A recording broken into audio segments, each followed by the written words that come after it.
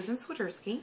I will be doing my receptive language therapy for class SLP212, and today I'll be working with preschool children, and our goals will be today following directions and identifying objects. Today my objects will be farm animals, and you can do this with zoo animals, ocean animals, any kind of other animals that you want, or objects.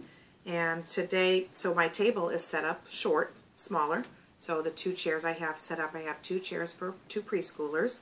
Ideally, a one-on-one situation would be the best for preschoolers because they're quite active. And so I would start off, I said, okay, come on kids, let's sit down. We are going to have so much fun today. Show enthusiasm, show excitement.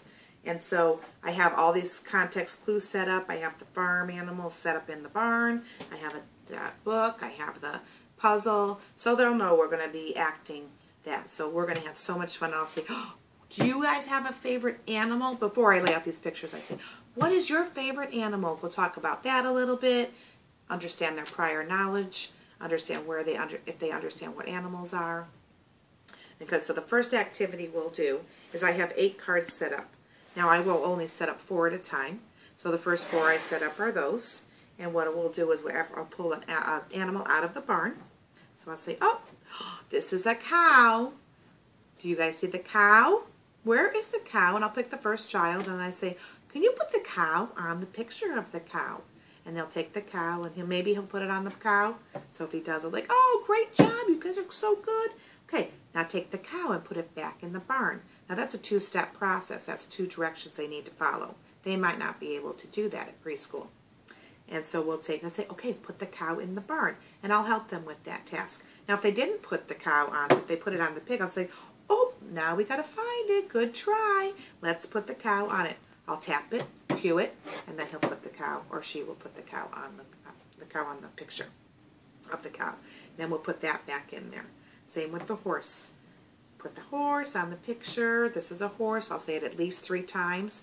Repetition helps with them remembering what the object is. Now if this is a little bit difficult for the child, I'll take away a picture or 2 and we'll just have 2 options of a picture. Otherwise we have 8 animals we go over, and then we'll put, this is my first activity I'll do with them. And if it make it a little more challenging for if they understand it, we'll talk about, oh, what color is the pig? Or what does the pig say? Depending on our time and how much time it's taking for this activity. The second activity we'll do is we'll have the same animals in this book. Who's on the farm?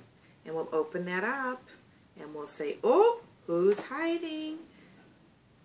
And what noise is this? So who's hiding in the chicken coop?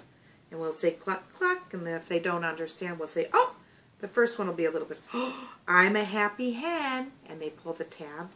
So we'll take turns doing that. Who's hiding behind the hedge? Or I'll probably modify that word.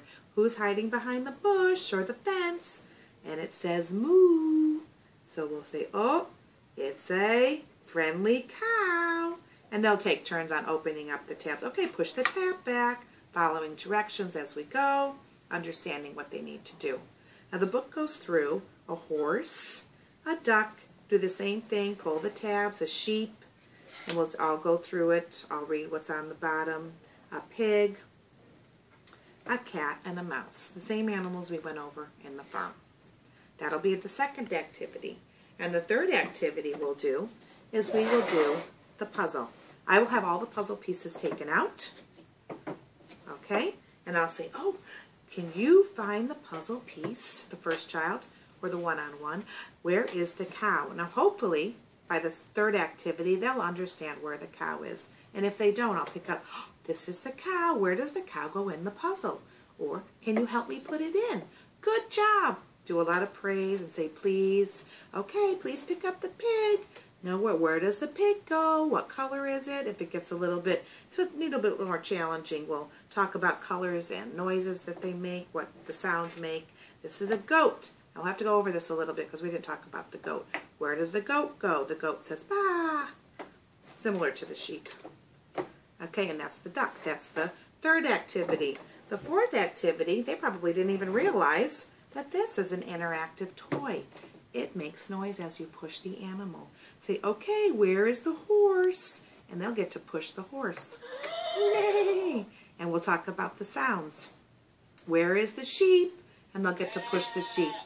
So that'll be the interactive toy we'll talk about. And if it's challenging for them, we'll just talk about that. If they're a little bit advanced and they can do it, there's keys and they can open up each one, take them out, and there's different letters here that they can do. That is my conclusion on receptive language therapy for preschoolers.